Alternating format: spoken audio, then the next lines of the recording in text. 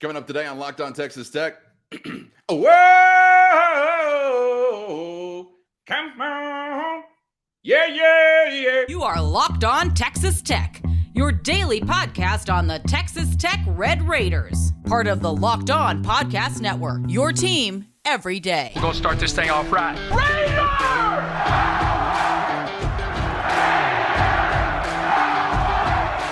Everything runs through Lubbock.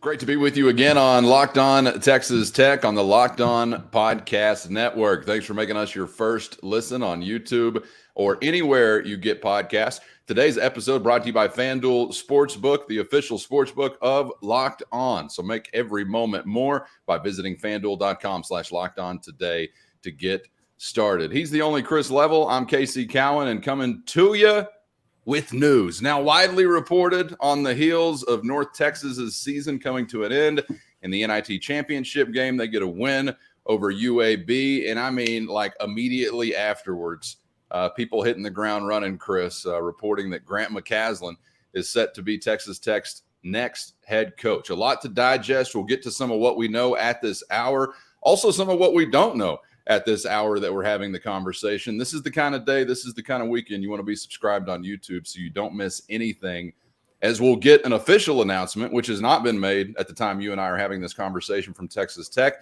And then we'll begin to learn things about staff, assistants, roster, etc. So a whole lot to get to, and what I anticipate to be, Chris, maybe a pretty busy weekend here. So make sure you're subscribed so you miss nothing on YouTube. But, man, we're finally here where we've expected to be, with Grant McCasland set reportedly to be your next head coach.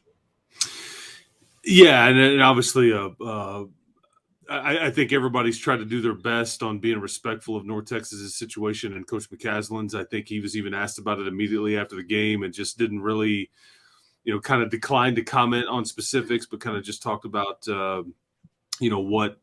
what the journey had been like with his team. I think that for Texas Tech, I think it's good that you have the rub there of a coach that just won 31 games. And I think he's won 30-plus games in 5 of the 6 years that he's been there. I think that there's a healthy amount of respect from the folks in the Mean Green and Denton for what he was able to do. And I think that, shockingly, he was able to win the last 5 games in a postseason setting with all of this swirling around. It tells me that somebody's able to really compartmentalize and able to keep his kids focused. And it tells me there's a lot of respect for those kids on that roster for their head coach, that you're able to kind of tune out the noise of sorts and still achieve the goal that you had set out to do. And that's beating UAB 68-61 and, basically winning that NIT championship, which was the first time in school history. And I think it says a lot. But, I mean, the 30-win mark, I just don't want to gloss over that. That is very difficult to do. Yes, it's been in Conference USA. They don't play, just this loaded gauntlet of a non-conference schedule. But winning is hard in this sport. And to win 30-plus in 5 of the 6 years that you've been there is really impressive. Yeah. I mean, it just is. And I think I think we get announcement and closure very, very soon. I think that there's likely to be a press conference Monday afternoon. It's kind of what I'm led to believe.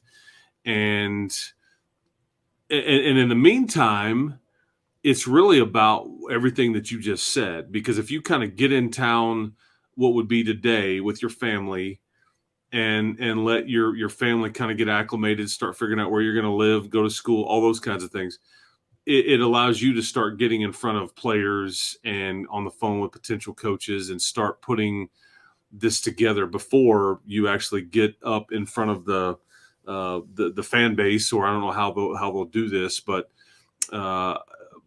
we had to get to this point, and finally there's no more games to play. So we've all been waiting for some closure here. We finally got it. But, man, I credit him and his program for what they were able to do, because, I mean, there's so many examples to the contrary where just you wouldn't have been able to keep kids focused, keep kids engaged, interested, all while this is circling. And the one thing you mentioned is widely reported that Grant McCasland is going to take over at Texas Tech. also widely reported his lead assistant will take over in North Texas, and I think that is notable as it relates to what Coach McCasland will be able to put. So, again, I think it's really a win-win for all parties here. North Texas keeps continuity. Texas Tech gets their guy. North Texas's program is still in good shape. They've got some foundational pieces and some continuity with their staff.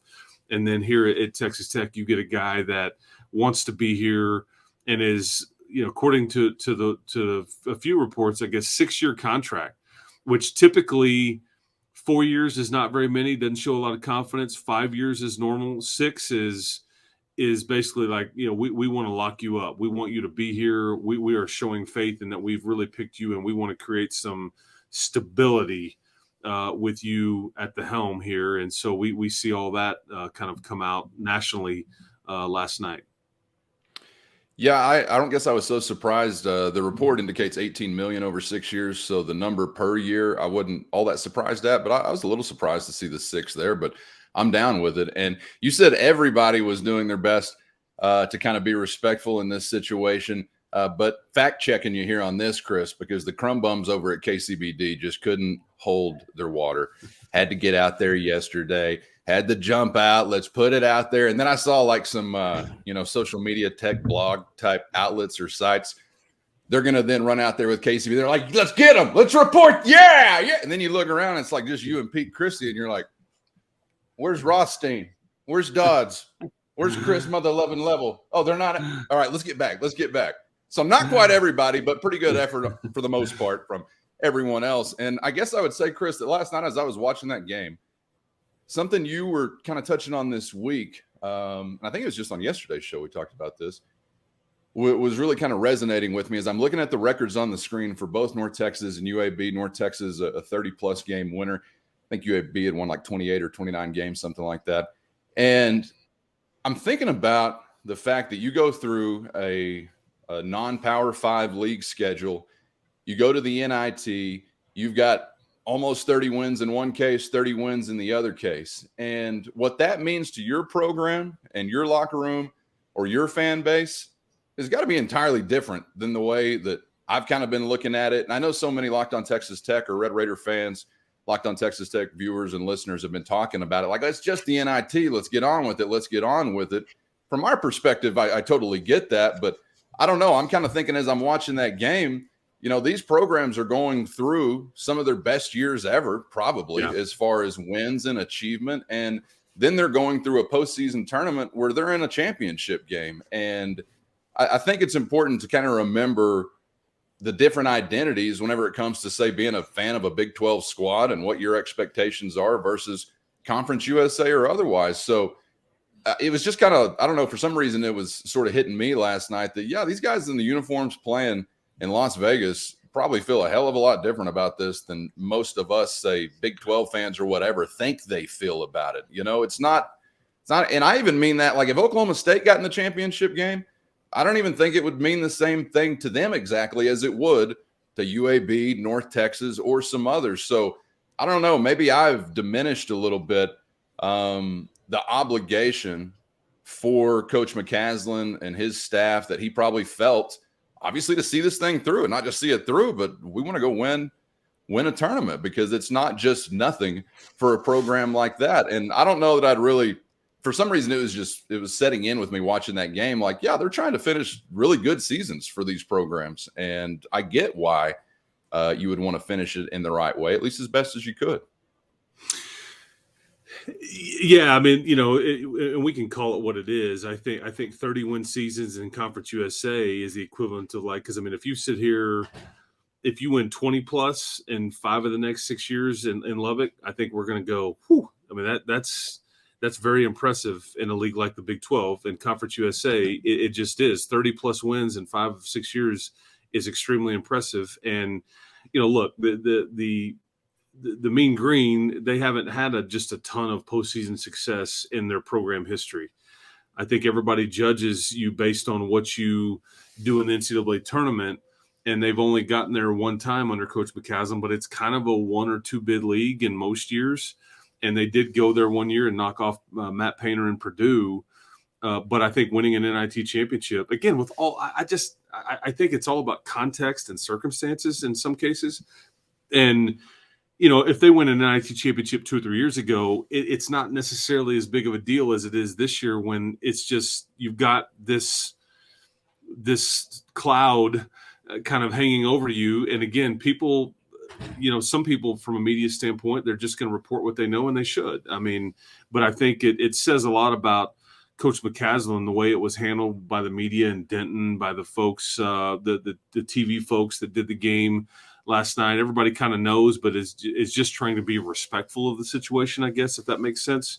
And I think that says a lot about him too, in that you're not wanting to just, and I thought he handled it great too. Whenever asked about it, he just doesn't really address it, because he's trying to show respect to his kids. And that's what he, and he kept, I think we touched on this a little bit too, in that he was really pointing to the relationships with his players, and that's why this was all possible. And I love the way they played defense, man. I mean, I think that really continued. I think there were really long droughts with UAB, on kind of not being able to score, and I think that's going to play well here, because I think automatically you already kind of know program identity when you're coming in here, and it's kind of been your identity when you've been really good. I think it's very important to note, because programs without an identity, and not to take a shot at anybody, but let's just look at this year's current team. What was their identity? What were they really good at? I think that changed from game to game, week to week, month to month, a little bit. I don't know if they really had an identity, and we knew what the identity was a year ago. We really knew what it was when Chris was here. And so much of that was about defense. And I think that this is a guy that is widely praised for, really coaching and creating culture that instills in kids, this end of the floor is extremely important. It may dictate playing time. It may dictate who can stay on this roster or who we're going to recruit. And I have no problem with that, because if you don't have an identity, you really just have nothing. You're this rudderless ship, circling around in the ocean. And I just don't think that you can win in college athletics that way, when nobody knows what you stand for and what you're about. And not in this league. No, not in this league. I agree with you. This is big boy stuff, and Grant knows this. But anyway, I just, summing up his kind of 5-game post game run, it's not about the teams that you beat as much as it is keeping your kids engaged, keeping them pointing toward the goal. I mean, these postseason runs in any tournament are hard. I get the NIT is nowhere near the NCAA tournament. The pressure's different, but it's different, and it's harder for different reasons, because sometimes I don't want to be there. I'm ready to get this over with. I'm ready to move on to the next phase of my life. I don't like it here. I can't wait to get into the portal, whatever it may be. Or this coach isn't even going to be here. I don't even need to play hard. I don't know. Just throwing out a bunch of hypotheticals, but yet that was a well-oiled machine for 5 games in the postseason. I think that in some ways brings a little momentum into the situation at Texas Tech that Coach McCasland will be able to bring and speak on. And I think that shouldn't be lost on anybody. Yeah, like the only identity I can think of for the Red Raiders was a ponytail posse. Got a bunch of ponytails. I don't know. And I think that's a concern, by the way, moving forward. I'll just go ahead and get out in front of this. Like in a group of guys, you can only have one guy wear a fedora. There's like an appropriate fedora ratio. I think if more than one person out of the 5 on the floor has a ponytail, look out. You might be soft. I don't know. I'm just saying something I noticed in my in-depth in-game analysis this year. But now ponytail posse and shoes that don't match the shirts is pretty much the identity I'll take away from this season. And I'm sorry, KCBD. I don't know why I'm taking – I know some of you. I like some of you. Sharon Maines is a saint. She's a saint, just like Dorothy Mantooth and Abner Uresti, Karen McKay, John Robinson. You are my news team for 30 years running. In severe weather situations, I turn to the mustache. What up, John? So let me just add a little apology to this wrap up here. Chris, let's obviously stick with what could happen whenever Coach McCasland arrives in West Texas, because one thing I'm interested about, not on the coaching front, we talked about some staff maybe to follow, but should we be keeping an eye on either – maybe the answer is both, but either A, the North Texas roster now, or B, guys that were committed to or intending to play basketball for North Texas and Coach McCasland. Is it all the above, or what do you see there as far as potentially some movement for guys that might wind up now in a Tech jersey? But first, today's episode brought to you by America's #1 sportsbook, FanDuel. And with the NCAA tournament on and popping right now is the perfect time to get busy, get signed up, and get started with FanDuel. And right now, new customers are in a prime spot to be on the receiving end of that no sweat first bet. We're talking up to $1,000 back in bonus bets if your first bet don't bank, baby. $1,000. So just go to FanDuel.com/lockedon and sign up today to claim your no sweat first bet. Then you can lay it all on the line on everything from the money line to point spreads, which team is cutting down the nets, all on an app that's safe, secure, super easy to use, even if you're a first timer. So don't miss your shot at the no sweat first bet up to $1,000 when you join FanDuel today. Just go to FanDuel.com/lockedon to sign up and make every moment more with FanDuel. Is it all the above, or what do you see there as far as potentially some movement for guys that might wind up now in a Tech jersey? Yeah, I think all the above. I think we don't really know, what all this is going to look like yet. I can't sit here and tell you what current players will stay, what current players will be asked to stay. I think that, are there players on that North Texas roster that may want to come do this, instead of staying where they're at. And again, all may not be asked, all may not have eligibility left. I think that is, and then I think what you one of the names that you touch on is Jalen Washington is his name, Lake Highlands point guard, not the biggest kid, 5'11", I think, but he's committed to North Texas. And I think his intentions are, at least that's what he tells me, to try to follow Coach McCasland here. And I think that's in the works. What does that mean for, I think there's a relationship between Drew Steffi's family and the McCasland family. And I wouldn't be surprised if Drew Steffi still plans on coming here. But you've got another commitment out of Florida. You've got a whole bunch of kids on a roster. You've got some in the portal. I think because if I'm, I think there's different ways to go about this, and you're probably doing this at some level simultaneously. But if I get here in town today and I'm not going to have to do a press conference until Monday afternoon, I'm going to spend the bulk of my time here today, tomorrow, Sunday, Monday morning, really getting in front of people and getting on the phone. And you probably have a really good idea of maybe some staff members that you're going to bring with you from North Texas. There's a couple of rumored, and whether they're assistants or support staff or video coordinator, whatever. I think there's a few people that will come with that can kind of help put this thing together, because the more brains you can put in a room to kind of help you maneuver your way through this next period of time, which could last a while on putting your roster together. But this is all now, it moves to the head of the list. And I don't know whether because these players have been dying to talk to whoever the new head coach is. They've been sitting and waiting and waiting and waiting. And they're all, I can just envision this line at the Womble, okay, everybody gets a number, and then you just start calling, okay, number 2, come back here, come back to the office. Okay, number 16, come back. You know what I'm saying? And I don't know in what order you do that. I don't know if you address everybody as a team and then tell everybody, okay, we're going to meet with each of you individually.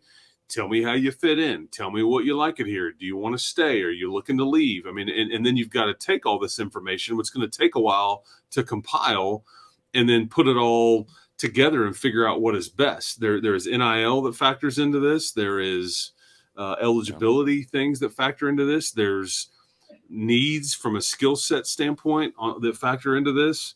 There are staff members that could be tied to other players that factor into this. So, yeah, put your head on a swivel now, because you're going to be, this is going to take a bit. But we this next phase kind of begins really today and going forward until it stops. And is it a week? Is it 2 months? Is it 4 months? It could be all the above. And I'm not real sure what that looks like yet, but Coach McCasland, that's his biggest task. Yeah, man, what a whirlwind it must be. I mean, really, you're trying to assemble everything. You're trying to move a family. You're trying to start a new life somewhere else. You're trying to get a basketball program back on its feet. And I guess right now, Coach McCasland's feet are the only ones actually that potentially could be employed by the basketball program before the day is all said and done. I don't know what comes after that, but yeah, I'm sure it'll be some combination of what you're alluding to there. North Texas guys coming from the outside, whether we're talking staff or players. So keep an eye on all of the above, I think, is the answer. And again, another reason to be subscribed on YouTube to Locked On Texas Tech, so you miss nothing. Chris, it didn't mean nothing to me that yesterday the Level 13 agency here in Lubbock, which is heavily involved in NIL agreements with Texas Tech student athletes, heavy presence in the basketball realm, some presence also in the football realm and otherwise. But it didn't mean nothing to me that there was an announcement from them in partnership with Jalen Tyson about their partnership moving forward and working on the NIL front together. And the graphic includes Jalen Tyson in a Tech basketball jersey. I only say that because I know Level 13 is not exclusive to Texas Tech. So it doesn't have to mean like, hey, here you go, back on with the double T. But it got my attention. Did that get your attention? Does it mean anything to you as it relates to the future of just one specific example in Jalen Tyson with the Red Raiders? But first, today's episode brought to you by Built Bar. The Built March Madness bracket is here. I know you got your favorite bar or puff, and now is your time to make it count. Go to BuiltMarchMadness.com. That's BuiltMarchMadness.com to vote for your favorite. Today, you know I'm on that team Churro, baby. Maybe you're more of a cocoa nut guy or gal. Let it be known who you're aligned with. Support your bar or puff in the BuiltMarchMadness.com bracket today. When you vote for your favorite bar or puff, you're going to be entered into a drawing where 50 lucky Locked On listeners will get a free box of Built. Not only that, but one Locked On fan is going to win a 12-month subscription to Built to have Built's best bars or puffs delivered monthly straight to your door. You got to try Built. Built is the best protein bar. Let me check the notes ever. Seriously, so good. You're not going to think they're good for you. What makes them so good? For starters, all high in protein, low in sugar, covered in 100% real chocolate. So run to BuiltMarchMadness.com right now to vote for your favorite bar or puff and pick up a box while you're there. You can vote every day in the month of March, so hurry while time is running out and get in and support your pick at BuiltMarchMadness.com. Did that get your attention? Does it mean anything to you as it relates to the future of just one specific example in Jalen Tyson with the Red Raiders? Yeah. I mean, I just think everything's a bit up in the air here. I don't know if it necessarily means that he's for sure back here. I think that it's pretty apparent that he wants to be back here, but you know, there's just a variety of different things that have to work together here. And I will tell you that I think there's folks at Texas Tech and folks that kind of were a part of the NIL situation as it relates to basketball. And I believe that Coach McCasland feels very strongly about this as well. This needs to be kind of fixed. There needs to be kind of a better, I don't know if the right word is like system or a better way to do this as it relates to NIL. I think there's a healthy respect for how Joey's program is doing this and kind of more across the board, more Matador Club-esque and all that. And so that's for other people to decide kind of how this all starts to work together and all that. But I think that, you know, because you hear, hey man, we need to rein this in. You know, we need to be different here. We can't be so, you know, all over the place with some of this stuff. Because I think some of the money thrown around this past cycle with this year's team was crazy. I think that's the other people's word, and I don't know any specifics. Disparity, right? individually? so. I mean, you had some guys in like different That's tax what was. brackets entirely. I can't tell you any specifics on what this guy made or that guy made. We've all heard the rumors, but I think that needs to be leveled up and across the board. And I think that there's a variety of interested parties to kind of working toward that end. So that is Do you think, Chris, there's some rumors about like acrimony related to that stuff, or like, I don't know, like locker room resentment or issues? Was that just internet fodder for fans, or did you have any sense of that actually being an issue, the NIL aspect?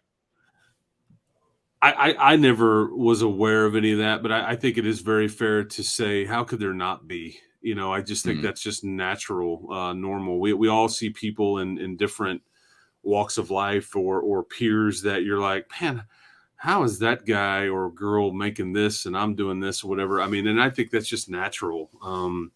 I think that the powers that be really did a good job of trying to make this like quiet on who was doing what and each individual's.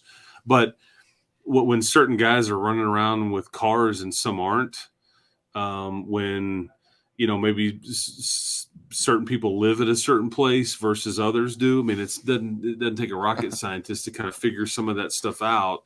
And I think if your performances on the court statistically or playing time or otherwise suggests that you're doing this and this guy's getting this but doing this, I just think it's natural. But I guess I will admit I wasn't aware of any of that, never saw that. But I think that would be natural if that were the case. I think like Fardaws, for example, I mean, being able to be a part of what he was a part of and then not playing for the bulk of the season, I think that, but is that why you ultimately didn't do well this year? I can't say that. I just think that you were young and inexperienced and injured and all those things. But I think it's a fair question. I'm kind of fascinated to see kind of how everybody involved now maneuvers their way through these waters going forward, because I bet it looks a bit different next year and going forward. But I really don't know. It's not for us to decide. I don't know how you do rein it in. I don't know how you get away from the unevenness of it. And I don't even know that I think they need to. I think it's more incumbent upon the player. Hey, deal with it or don't. That's your problem. Kind of like interpreting or misinterpreting a motivational message. More your problem than mine, but nonetheless, different episode. I just feel like, Chris, Miami right now is a great example of this. I think I've seen reports of $2.2 million invested into that roster. My understanding of Texas Tech's monetary investment into their roster last year was in that neighborhood, plus $2 million. Some guys taking up like a quarter of that themselves and maybe just buying the fanciest walking boot in town with that money. I don't know. But either way, for Miami, not a problem. They were actually asked about it. Players were asked about it in the press conference the other day. Hasn't been a problem for us. What's his name? Nigel Pack. Did I get that right? Or is that okay? Yes? No, Nigel Pack has right. been one of the most widely reported on NIL pursuits and deals there has been. Everybody in that locker room knows what he's getting. They have not had a problem with it because they're well led and someone is stirring it in the right way. And Chris, I just feel like I agree with what you just said. It wasn't the NIL that made you had a crappy season. It was everything else that combined for the crappy season. Some of that involving guys in pullovers, some of that involving guys in jerseys, and all points in between, I guess. But I almost am like surrendering to the fact that I think you will have to have a coach that can deftly manage this, or you will fail, because the Matador Club, everybody gets 25 grand type of thing, and that's just it.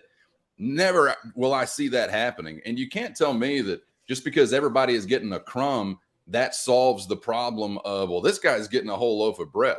Like, well, I get 25 grand, but this dude's still getting 350,000. What do I, so I still think there's all those pitfalls possibly for resentment and acrimony if the individual is not up to handling it. And by the way, if you're not up to handling it now, good luck in the real world, because that's going to be the case again. But I don't know if we ever get away from it. I almost feel like it's that ship has sailed, and you're only going to find, and maybe it's different basketball to football, but you're only going to find, high-level basketball athletes that are really expecting to find deals like this. And if you can't find teammates, that can adjust to that or deal with it who are not going to be in that bracket, I think you're going to have a very hard time. And again, that also goes back to coaching and leadership. You're going to have someone, just like maybe on a professional roster, you're going to have someone that can manage egos and feelings and all that kind of stuff. And it's probably a hell of a lot harder now than it used to be, but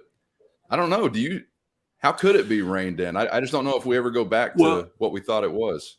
And I get what you're saying. What I think that it may, the rein in part may be like, hey, if we're recruiting you and this is what you're looking for, you're not going to find that here.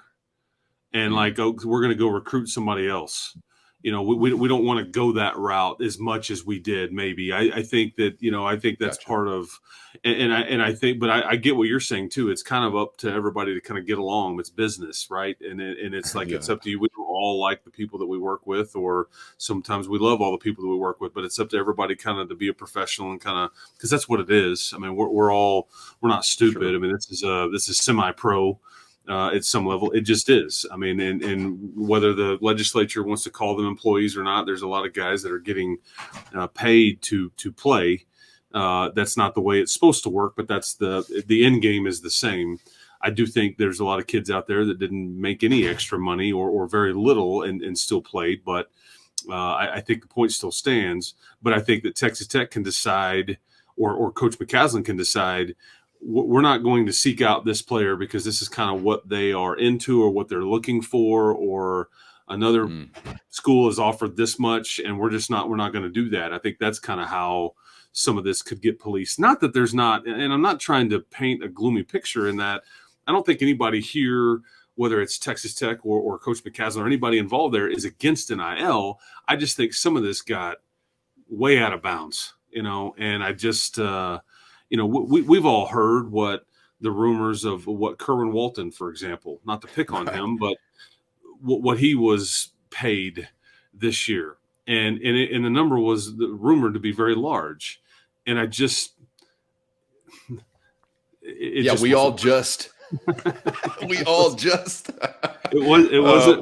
fill in that blank. Yeah, it wasn't worth it. And so, like, for example, let's just use him as an example. And I think he's a great kid. He's very quiet. I think he can shoot. I just is he good defensively? Can he create his own shot? Those are all fair criticisms. You have to get to a point where, like, hey man, if you want to stay here, great, but we can't. We're not going to compensate you anywhere near that or any at all. And like that's where it kind of starts to get to rein in, I guess. Just as an example, I don't know how this will play out, but I think that that is something worth. Those are the kinds of conversations that are worth monitoring here as we start to go forward and you start to roster build. I mean, you go through a season like you did. You think you learned some lessons here or there? NIL, layup drill, whatever. I mean, yes, I would think. And you said out of bounds a moment ago. Maybe out of balance is also applicable in this situation. But as we're sitting here talking about it, I'm just thinking about, again, really good basketball player somewhere that is told by Texas Tech some of what you're alluding to.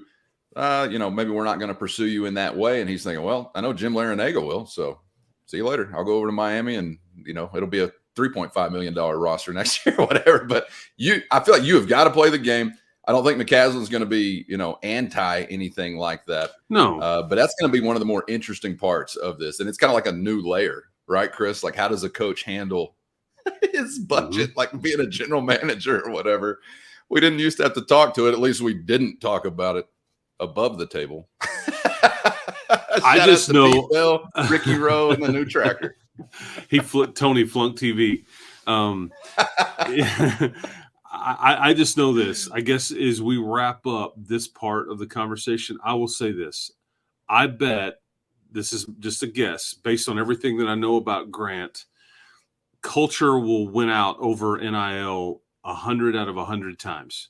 And if at any point the scale starts to tip a bit, whether it's in a recruitment or in a locker room or the way we are doing things, culture will ultimately win out. I think he has that at the top of the list. And this is why, those kids play so hard for him, because they play hard for each other. He said this publicly, that's what, and so I don't know his direct feelings on NIL, but I mean, you know enough about him, and I've talked to enough people that have talked to him about that aspect, and I don't think there's any sense at all. I just think that I don't even know the way to phrase it, and just kind of rein it in a bit, kind of back it off just a little bit, make it a little more even, fair. Again, just like, I mean, is Joey hurting for any dynamic over there in his football program with the way that they are recruiting and with whatever? You know, I think, and there's a few examples to the contrary. Like, I think it's, Tyree Wilson got a little bit more than everybody else last year. He was worth it, every single penny. I mean, those are rare. I've recently seen like Shuck Bradley announce some NIL deals. I mean, there's still a chance for guys to rise above that minimum threshold. Absolutely. And I didn't mean to say like crumb, to call $25,000 crumb for a college athlete. I'm not a Texas Christian or for Casey and Chris. Director. Or for Casey and Chris. Exactly right. Yeah. But I just mean, like, if you get a little taste, it's not like all of a sudden that just solves everything. All right, well, you got this, so don't be mad at the $600,000 for this future first round pick over here or whatever. Yeah. You've got to have leadership. And I like the way you phrased that about the culture, because it just reminded me of like a great professional franchise where you'll see guys take a lesser contract to go play for this guy or be a part of this organization. And once you've got proof of performance and maybe you do have something built as far as culture, yeah, there's still going to be monetary attraction and incentive for these guys. Why wouldn't there be?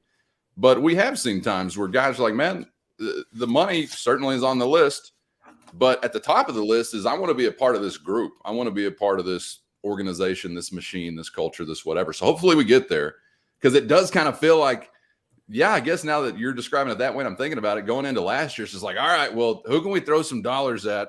Let's get the shopping list ready and we'll go pluck this one, pluck that one, pluck this one. And it was more, at least in my perspective, kind of some cash leading the way, I guess, and assembling some things. But that's just from the outside looking in. Either way, it didn't go the way you wanted it to. So again, lessons learned on maybe what you want to do, what you don't want to do, how far you want to go, or otherwise.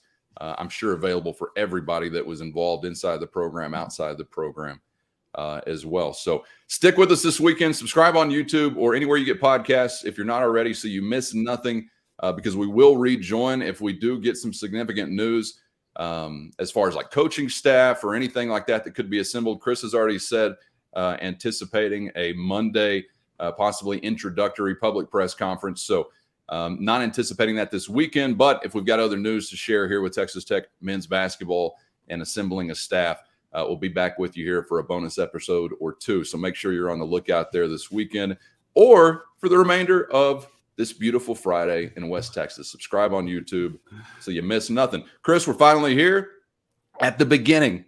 I hope nobody out there is thinking it's the end, because we have only begun with the work that is, on the way. So we'll be here to cover it all, man. Enjoy the time and the perspectives as always. Thanks. Absolutely. Appreciate you, man. Keep hope alive, everybody. Enjoy the weekend. If not sooner, we'll be back with you, as Casey mentioned. And but otherwise, we'll talk to you next time. Be on the lookout. Keep your head on a swivel and subscribe on YouTube. Make us your first listen each weekday on YouTube or anywhere you get podcasts. And we hope for your second listen, you'll check out Locked On College Basketball right here on the Locked On Podcast Network. Get set for the Final Four with a brand new podcast, Locked On College Basketball, for your second listen on YouTube or anywhere you get them casts. For Chris, I'm Casey. We'll see you for the next one on Locked On Texas Tech.